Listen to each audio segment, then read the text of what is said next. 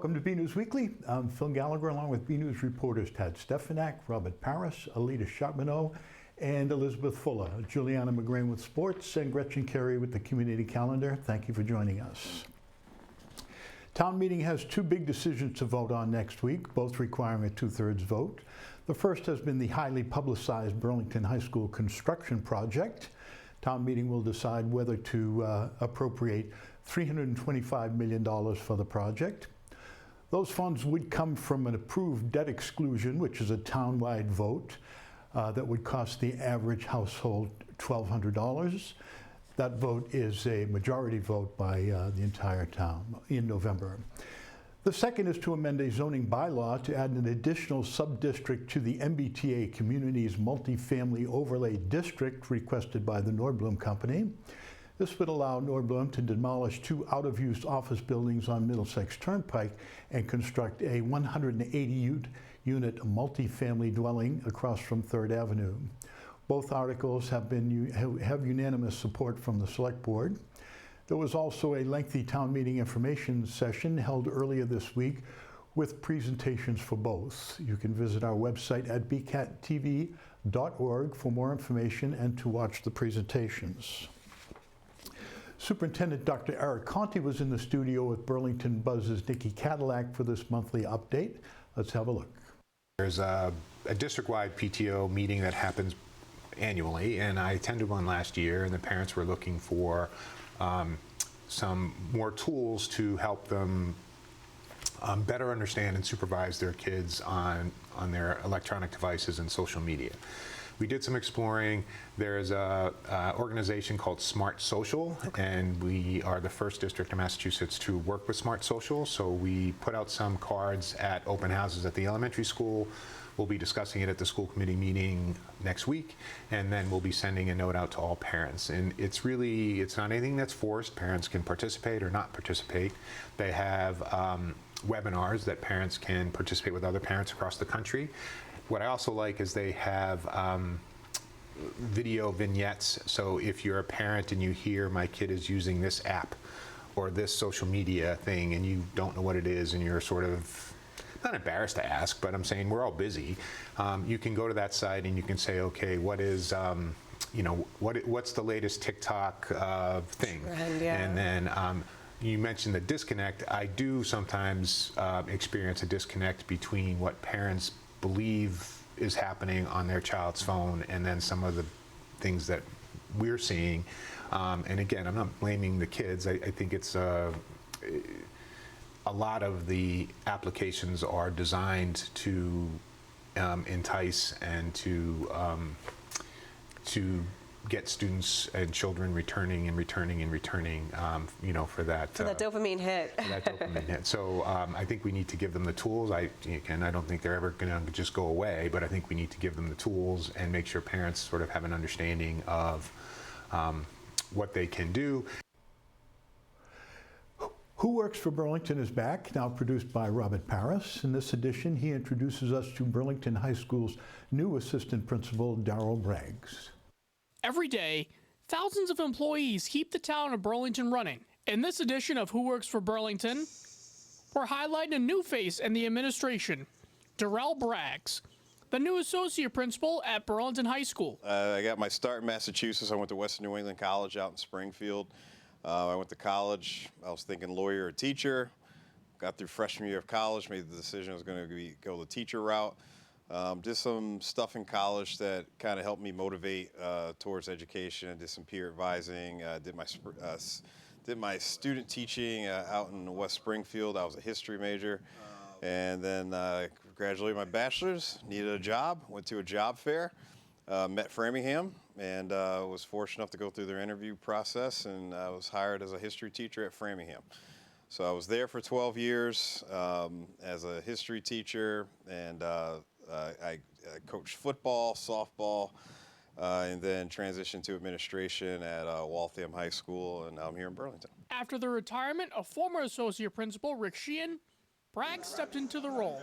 From the very first day, he knew this was the right fit. I wanted to get back being with kids on a day-to-day basis, so Burlington opened up. I know some folks that work in Waltham. They're Burlington parents.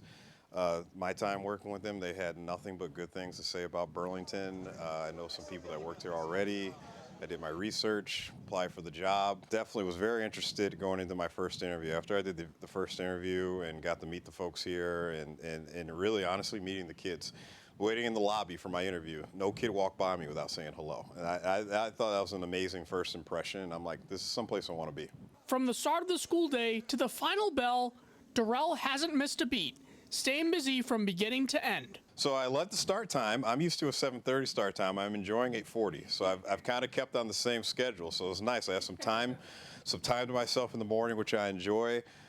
Still getting acclimated to things, but I support with covering classes in the morning, make sure the buses are in on time, make sure everyone's accounted for, go through Aspen, see if there's any students I need to connect with in the morning. As I'm getting acclimated, I spend a lot of time walking around. If I have time, if I see something cool happening in a class, I pop in. I've seen some presentations. This is a veteran staff, a lot of institutional knowledge here. I got to play catch up. So I'm trying to dive in as deep as I can and really get to know the spaces around the building. And I like being in the hallway during passing time. So passing time, I like to go up to the main intersection up there and just check in with folks. But walking around, checking in with kids, fun time at lunch. I try to keep everybody in the cafeteria till their time, and back out for buses and check in at the end of the day. So it's pretty good. It's a good day. As he helps the next generation of students prepare for the real world, he's focused on keeping BHS a positive place. Treat others how you want to be treated. And I tell the students, own your education. And I mean by that is I want them, they're young adults, I want them to advocate for themselves. And so my biggest lesson that I give is about self-advocacy. Your parents and your family should be involved in your education. I hope they are. They should be. At the high school level, we're trying to teach you how to be college students. We're trying to teach you how to be adults living on your own. So try to do more of that stuff on your own as you can. And now you know another face behind the work here in Burlington. Hey, how you doing? The highly anticipated Tatte Bakery and Cafe celebrated its grand opening this week, and BNEWS was there. Elizabeth Fuller has the story. Tatte is open for business, offering culinary gems you can really feast your eyes on. Tatte is a welcoming, safe neighborhood cafe where we serve amazing food to amazing people with a great team.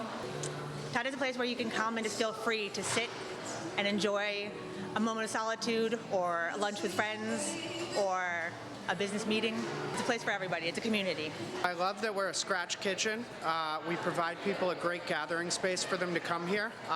Beautiful aesthetic, beautiful food, beautiful desserts, beautiful pastries, and we do it all with a smile on our face.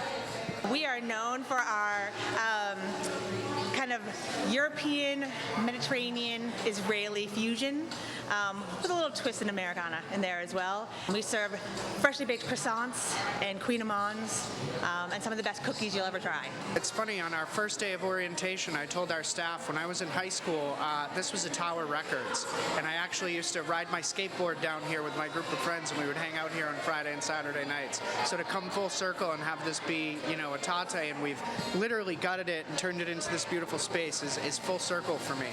The Burlington Area Chamber of Commerce hosted the celebration. Just another example of how Burlington is always finding new things and new excitement to bring people to the area. And this is a great example of enhancing the walkability and the character of Burlington. It's just a great addition, and we're happy to be here at Tatte today. Tatte is all about a gathering space for our guests. It's really a place where they can come in, do their work. If they want to stay for an extended period of time, grab coffee on their way into the city if they're headed into work, grab dinner for the family on the way home. We really have a whole bunch of different variety for all of our guests. For BNews, I'm Elizabeth Fuller.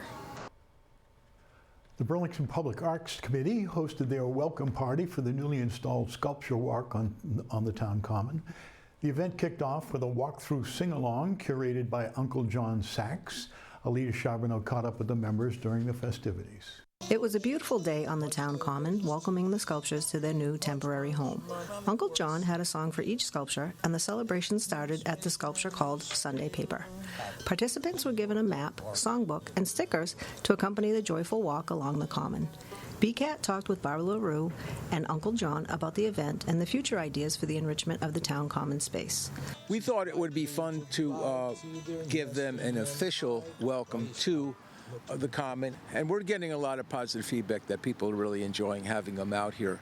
For some reason, people were just not that many crossing the road to get to them, but I saw even during Truck Day and Celebrate Burlington that people were enjoying the sculptures. We've had a tremendous response from the community. The Public Arts Committee is very grateful to the Select Board. The Select Board allowed us to move the sculptures here from their original location because of the construction of the police station, and they've given us permission to keep the sculptures here for 2 years, which is the expected length of time for the construction of the police station. But the response from the community has been so positive to having the sculptures here on the common that we're hopeful that maybe at the end of the 2 years they'll be allowed to stay. I spoke individually to each of the sculptures, and I said, how do you feel about being here? And every one of the sculptures told me that they're really happy to be here. Yeah, they love it. Great. Burlington is so lucky that we have this enormous common space. Very few towns have this much beautiful green space in their center, and we want people to come and enjoy it and walk around and be a part of things. The painting of an electrical box by Vaughn Larson, a Burlington High School student, is such an example of the hopeful ideas of the Burlington Public Arts Committee. The event concluded with cookies donated by Wegmans, face painting, and animal balloons. Many were seen leisurely strolling the common, enjoying the beauty of the day, along with the enrichment of the sculptures.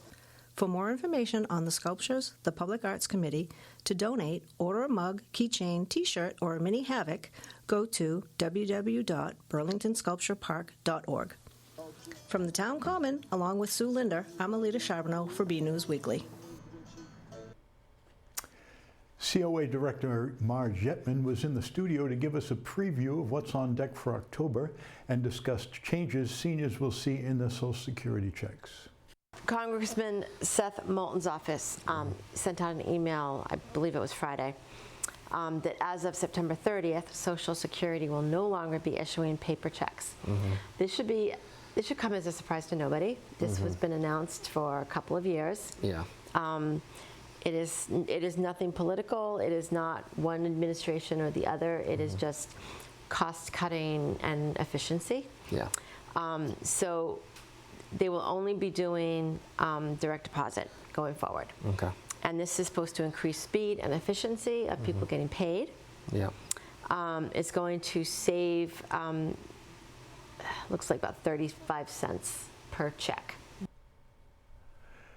The Burlington community is mourning the loss of retired Burlington police officer Stephen Charles Cross, who passed away suddenly earlier this month at the age of 65. Steve grew up in Burlington and was a proud member of the BHS class of 1978, where he played football and lacrosse. He dedicated 40 years to law enforcement, beginning as a patrolman and later serving 13 years as a DARE and school resource officer. He also co-founded Burlington DARE Incorporated, supporting youth programs and officer training for youth education. Beyond his police service, Steve was a recovery support specialist, a columnist for the Burlington Union, and hosted a monthly public safety talk show here in BCAT. Let's take a look back at some of Steve's work in our BNews archive.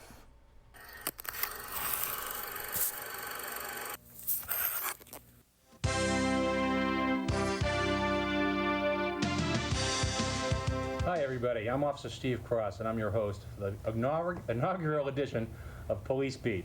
It's a TV show that will hopefully bring the Burlington Police Department into a better light, into a more informative light with the citizens of Burlington. We have somebody here who's just as important as anybody who works in the building, and he's the Animal Control Officer, and his name's Jerry Mills, and he's our guest today. Thank you, Yes. Margaret. Appreciate it. See, first time wasn't that bad, right? No, it wasn't. Anne Marie, always a pleasure.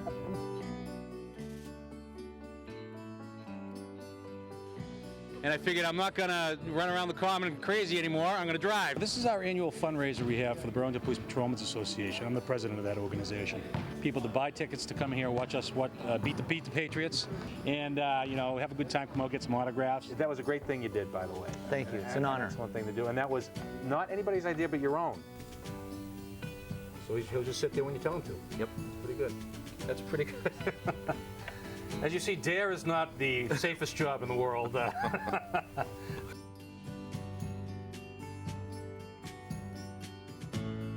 We're not telling these kids this is going to happen to them.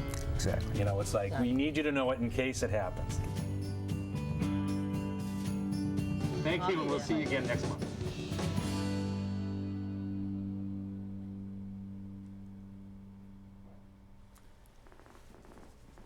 Coyote sightings are on the rise in Burlington. Earlier this year, in July, one resident lost her dog in a coyote attack right in her own yard. Tatte Stefanak spoke to her about her experience. Over the summer, Burlington residents Dean and Laura Messing experienced the unfortunate incident of a coyote killing one of their two small dogs. Laura shared her cautionary story.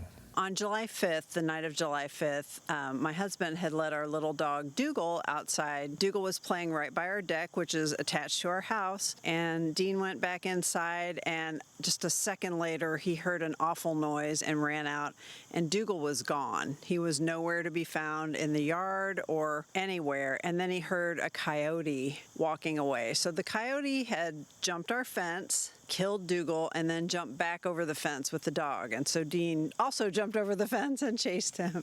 We did alert animal control, and they were wonderful. They were so nice and very sympathetic, and they referred us to the Massachusetts State Environmental Police. They made a little report, and they said that they really couldn't do anything unless a child or a person was threatened. I don't think we should wait until a child or person is threatened. I think we need to have a discussion about the coyote population in and around Burlington. And I just want to alert everyone who has a small pet. We have a standard 4-foot-high chain link fence. The coyote jumped over it like it was nothing, but they can also jump over a 6-foot fence, and they can scale an 8-foot fence. They can also dig under your fence, so it would have to be countersunk by about a foot to prevent that. Short of a prison fence with razor wire, there's really no good solution fence-wise. So you just have to be out with your pets all the time. And so the days of letting our other Westie, Daisy, out at night or twilight or early in the morning, those days are over. We take her out with a leash and just walk her around. From the Messing residence, I'm BNEWS reporter Tatte Stefanak. Red Devil football star Ryan Brooks has committed to Marist University, and Robert Paris has our Red Devil shoutout.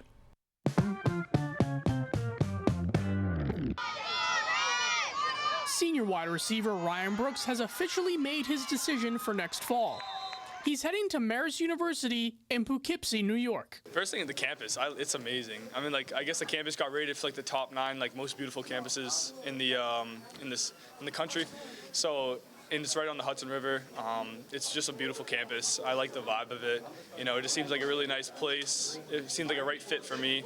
And yeah, just the campus is beautiful. After meeting with Coach Mike Willis, Ryan says he knew right away that Marist was the perfect fit. I love the coaching staff. I had 2 of their coaches come to see me during last year in a span of a week and a half. And that kind of hit me right away. They're, just taking their time to drive 3.5 hours to come see me it's huge in recruitment, because you know that they're really into you and that they want you there. He reflected on his time as a Red Devil and the coaches who have supported him through years of hard work and dedication. It's kind of hard to pick one coach. I've been with the same coaching staff for all 4 years, technically. Balian being my freshman year head coach, him retiring this year, and now Sheridan stepping up. Just the whole coaching staff of the football team and track as well just have helped me hugely in this process. I can't even say just one coach that helped me the most. They're all together, One of Ryan's biggest supporters has been his family, especially his father. My dad, he's been my #1 support since day one. He's always believed in me, and so, now that I made it, it's definitely a huge relief for both of us. Now, as he looks ahead to his final season on the gridiron, Ryan is ready to lead the way with his teammates by his side. Yeah, it feels great. I love being a leader.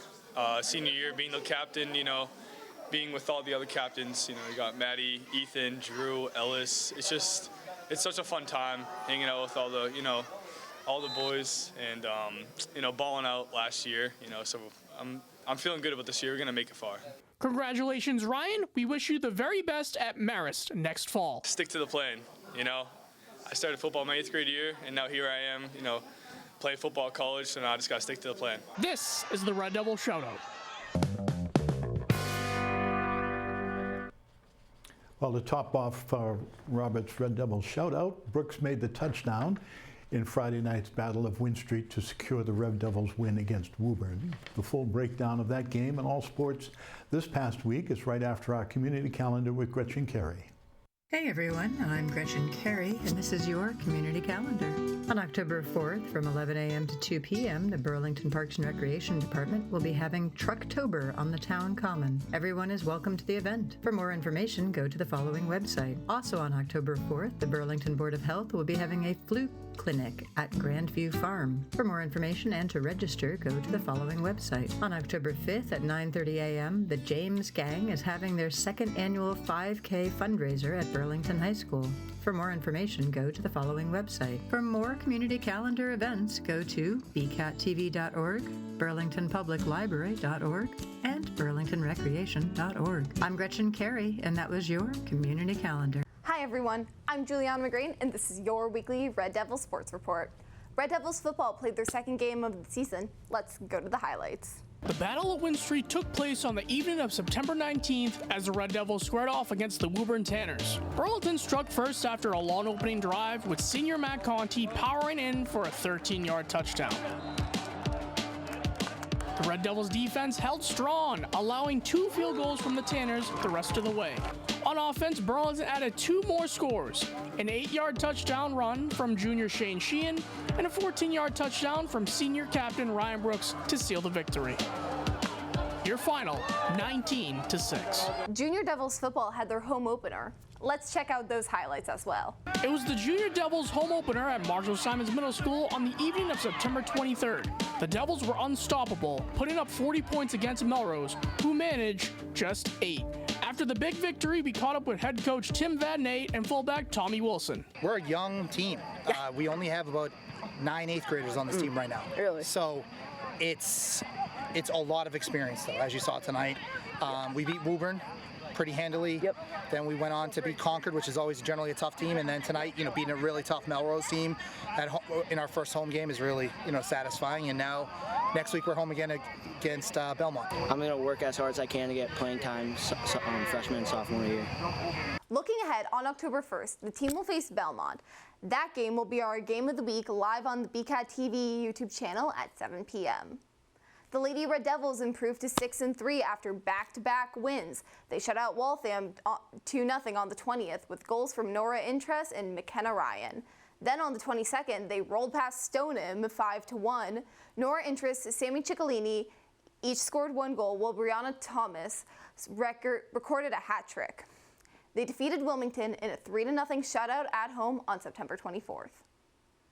After dropping 7 straight games, the Red Devils finally picked up their first win of the season with a 2-0 shutout at Stoneham on the 22nd. Freshman Lucan Farkas scored his first varsity goal, and senior Josh Newhall made the other score. Burlington now sits with 1 win and 7 losses and 1 tie after a 3-3 tie against Wilmington on the 24th. Senior Noah Castro scored 2, and junior Alex Leyland scored 1. The Burlington golf team dropped 3 straight matches last week, 46-26 at Reading, 37-35 at Winchester, and 203-185 at home against Billerica. The Red Devils are now 2-8 and will travel to Melrose on the 24th. The Lady Red Devils field hockey team earned their first win of the season with a 2-1 victory over Wakefield last Thursday. Goals were scored by senior Carly Weber and junior Shayla Coker. Burlington's record now stands at 1-4-2. The Lady Red Devils volleyball team continue their hot streak, improving to a 7-1 on the season. They defended their home court last week with a 3-2 win over Wakefield and a 3-0 sweep over Marblehead. The team is featured on this month's Sports Hub, so be sure to check that out.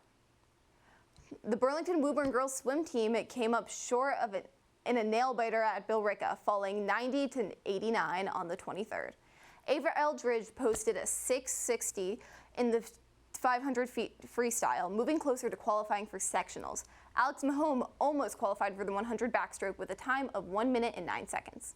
The 200 medley relay team finished with a time of 2 minutes, 1 second, and 91 milliseconds, just 0.23 seconds short of the Woburn High School record. The team's record now stands at 1 and 2.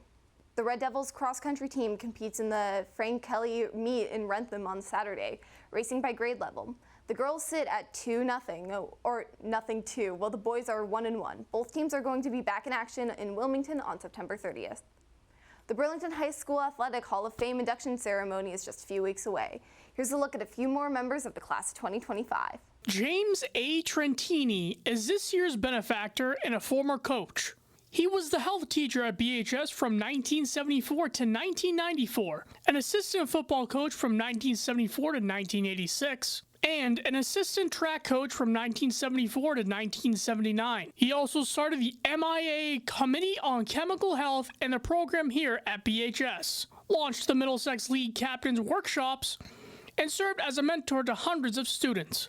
Tragically, both James and his wife lost their lives on September 11th. They will be deeply missed. Paul Barnes, class of 1966, was a football captain during his senior year in 1965 and a Merrimack Valley All-Star in 1964 and 65. He also played baseball for 3 seasons, serving as team captain in 1966, and was a Merrimack Valley All-Star in baseball in 1965. Joseph Cohane, class of 1975, played hockey all 4 years at BHS, helping his team become a Middlesex League champions in 1975. He also played baseball all 4 years, earning Middlesex League and Boston Herald All-Star honors, and was part of the team that won the Middlesex League championship in 1976. That same year, he was drafted by the Cleveland Indians. We'll feature more inductees every week leading up to the ceremony on October 9th. BCAT will be there to cover the entire evening. That's your Red Devils weekly sports report. We'll have all the scores and highlights for you next week. For more coverage, check out our sports section online and follow us on X at BNEWS Sports. I am Juliana Green. Thank you for watching, and we'll see you next week. Our photo of the week was sent in by Selectman Mike Espeo. Mike captured an almost heavenly photo of Simons Park with the setting sun casting beams of light across the baseball field. Thank you for the photo, Mike. We'd like to see your photos. The photos could be of something you see around town, on vacation, or even photos of your family members, friends, and pets. Whatever you think is interesting and would like to share with us and the community. Send them to bcat@bcattv.org with the subject line Photo of the Week. This week, we're also excited to feature our first video of the week. Alita Charbonneau sent in a clip of a handsome family of deer crossing Skilton Lane. Thank you for the photo, Alita. Just like your photos, we'd like to welcome your videos. Send them to the same address, bcat@bcattv.org, with the subject line Video of the Week. That's it from the news desk. Next week is a busy one. We'll have a full recap of town meeting, a look at the Burlington feud, the taste of Burlington, Diwali, and more. We leave you this week with a look back at some of the moments that made Steve Cross such a special part of BCAT and our Burlington community. Thank you for joining us. Hey everybody, and welcome to another version of Police Beat.